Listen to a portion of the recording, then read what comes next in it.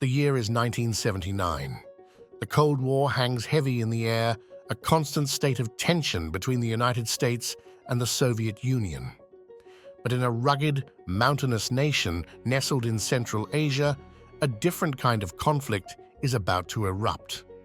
A conflict that will shape the world for decades to come. This is the story of the Soviet-Afghan War. Afghanistan in the 1970s was a nation in flux.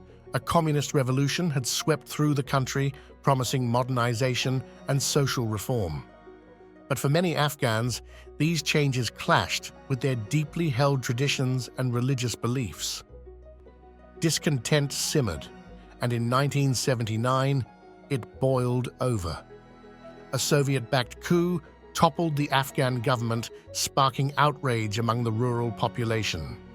Fearing the spread of Islamic insurgency on its border, the Soviet Union made a fateful decision. They invaded Afghanistan, deploying a massive force of troops and armor. Their goal was to prop up the communist regime and establish a buffer zone against the West.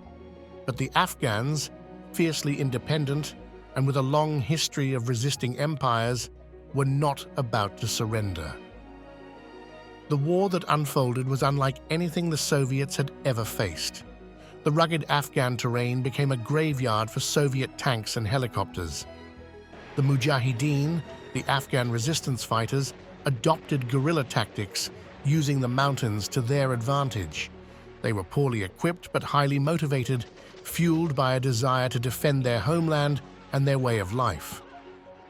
For nearly a decade, the war became a bloody stalemate. The Soviets, despite their superior technology, were unable to crush the Mujahideen.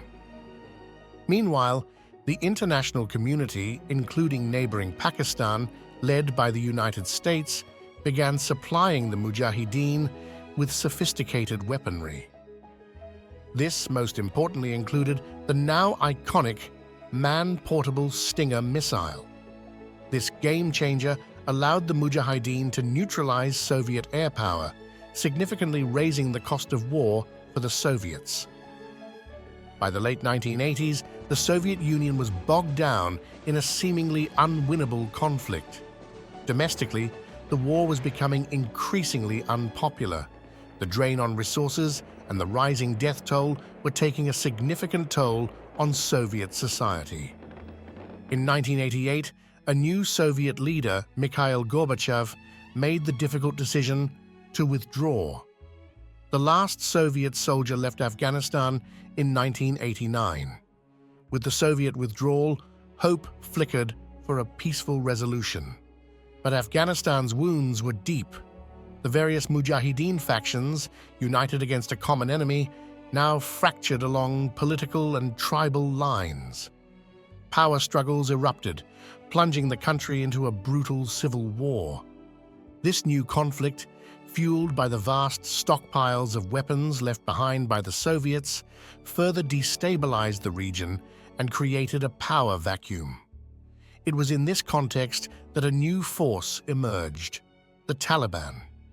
This radical Sunni Islamist movement, promising to restore order to the war-torn nation, rose to prominence in the mid-1990s, leading the country on an even darker path.